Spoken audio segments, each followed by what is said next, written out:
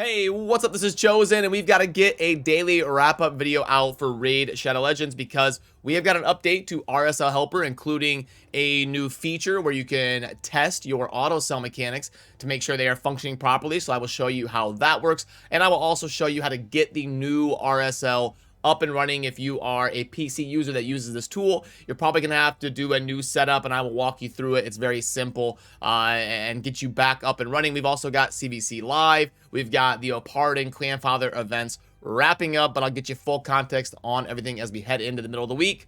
Let's get into it.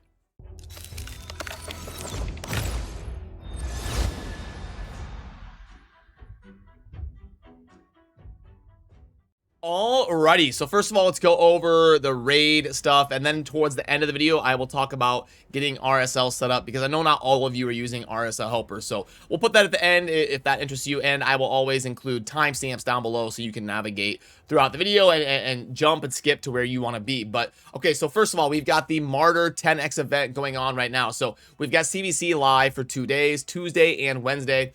Today, they're going to be having an event for Ancient and Sacred Shards that give you a boosted chance to get Martyr. Now, yesterday, I talked about these events coming up when they were first teased to us. Basically, I wouldn't really YOLO for either one. We're going to have Martyr today and then Angar tomorrow for Void Shards. I would hold off until 2x events for these respective shards instead of pulling them right now. But it is used as an opportunity to try and incentivize people to pull shards during CvC, so you can double dip and get some points via using those shards to help out your clan to win their match. And quickly for the shard rotation this Friday in about 3 days, it should be 2x Ancients. It's not 100% confirmed yet, but according to the typical rotation that Plarium goes in, this weekend you can expect 2x Ancients to be live. We are also on the final countdown for Opardin Clanfather. You can see I am at 90 out of 100, and I've got to scoop up those last 10 fragments today. Now, I talked about this in yesterday's daily raid video, but just a quick reminder, even if you're not going to get to 100, if you're going to get to 85, 90, or whatever, make sure you get to that point for the Fragment Champion, because Plarium has proven that they will in the future do tournaments and events where you can earn a few more fragments if you were just barely close on a champion. So even if you're not going to finish him, go ahead and scoop up all the fragments you can get, because the ones that are live right now in game are pretty realistic to acquire. So under the tournament tab right now, we've got a spider tournament going on, but this is outside of the realm of the fragment event. It will be double dipping with the dungeon divers, but you're not going to actually get anything from the spider tournament itself for Opardin Clanfather. Everything that is currently going on is going to be only under the events tab, and it's what you see is what you get. There's going to be nothing more for Opardin Clanfather. Once this stuff is over, it is done. So right now you're going to have a champion training event being teased that will launch tomorrow, and that is just going to be a normal champion training. It won't be part of anything special like a fragment or a fusion or anything like that. But the Dungeon Diver and the Artifact are both the last two things that are going on for Opardin Clanfather. So today you're going to want to make sure that you can maybe do the spider and double dip if you want, but you got to get to 3,100 right here to scoop up the 5 fragments that are up for grabs. After that, you can stop if you want. And then Artifact Enhancement right here at 3,400 is also going to be 5 fragments. So you can see the 2 events are going to get me 5 apiece and bring me from 90 to 100. And then I'll be able to summon my Opardin Clanfather during CvC and get 30,000 points of a bonus for doing it during the Clan vs. Clan match being live. And one thing I like to do when it comes to summoning CvC champions, they're a pretty big chunk of points. It's 30,000 points, boom, for just clicking summon. So what I like to do is hold off until day 2 of CvC and see if the match is going to be realistic, if it's going to be a close one.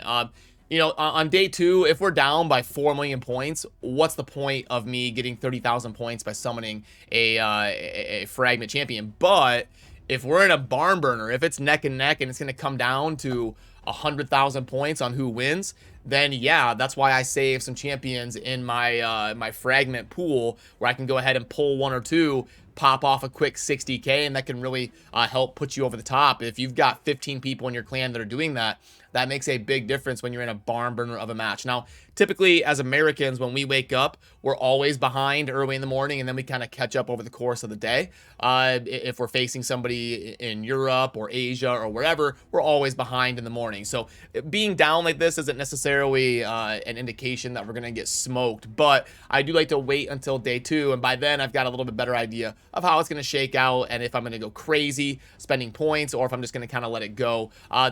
There's really no point in wailing out to try and compete with a team that's going to have twice as many points as you. All you're going to do is make your next opponent even harder because it bases your opponents off of your average points. So you're just going to be hurting yourself the more points you get in a match that you're probably going to lose. It's not going to help you at all. So kind of weigh your options there in CvC to make sure you're spending your resources efficiently and acquiring those fragment champions when it makes sense to do so you can really help your team. And if you are in a CvC match where you're getting smoked, just work out with your clan and set a goal for a milestone reward. These are guaranteed. These are not affected by your opponent. So depending on where you're at, it's going to make sense to go for different goals. So in my clan, if we're versus a bunch of whales that are going to get 20 million points or whatever, then what we do is we just say, okay, let's go for the last milestone. Let's scoop up our void shard, a legendary book, and let's just call it a day. But for you, it might make sense to go for a different milestone and call it a day. It's just going to depend on your clan and where people are at, how much they spend, and all of that. But if you're getting smoked, just set a milestone goal and be good with that.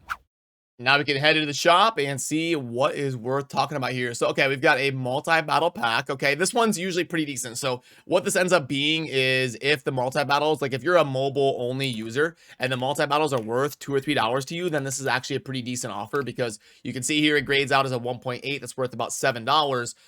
But if the 150 multi-battles are worth $2 or $3 to you, then it would be a pretty decent offer. Nothing amazing, but decent. The mini mix. So yesterday we had the 2-for-1 mini mix packs, which are insane. If you ever see those, like the 101% extra, they grade out as like a 6.0 on the offer sheet if you ever see those. So that can usually be a pretty decent opportunity to get a generally useful pack. The pack string, $30 for the ancients, and then that's going to be a really bad offer. So, and then it's double sacred, so triple sacred. So that pack string is probably not going to be very good, and then $30 for epic lifesteal gear is not going to be a tempting offer in my opinion. So looks like outside of the multi-battle pack, really nothing to note of here in the shop, but that multi-battle pack is technically decent. If you are a mobile-only user that has no access to something like RSL Helper to help you auto-click some battles, which speaking of RSL Helper, now is the time where I am going to head over and just really quickly show those of you who use RSL Helper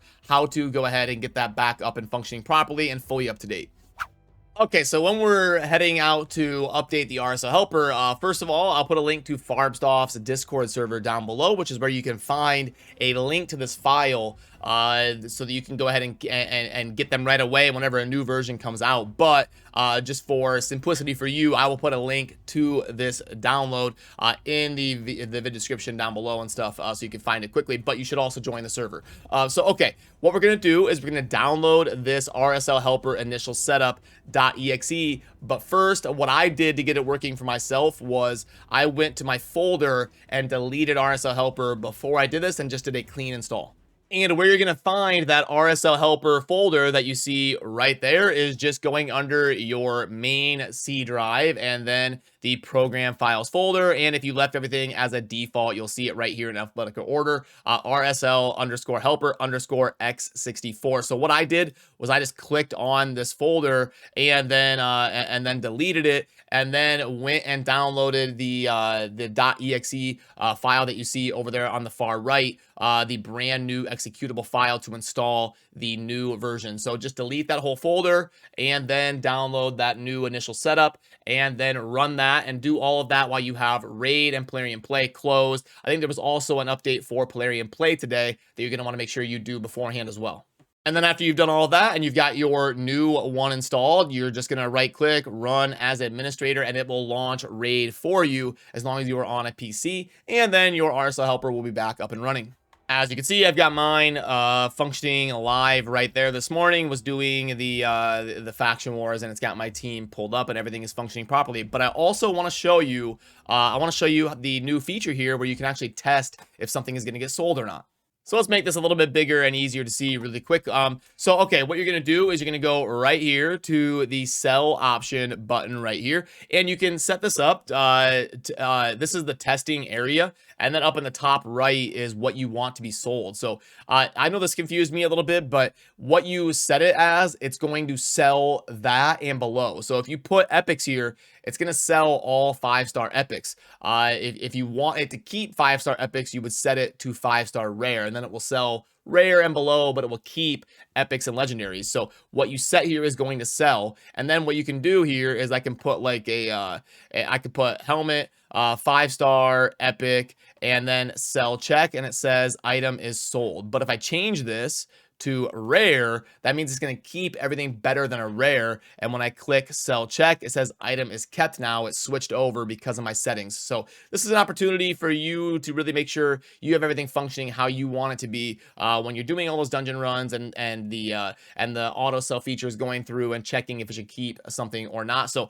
I love the addition of that feature. I think that's a great idea because it helps people confirm that their settings are right and functioning how they want them to.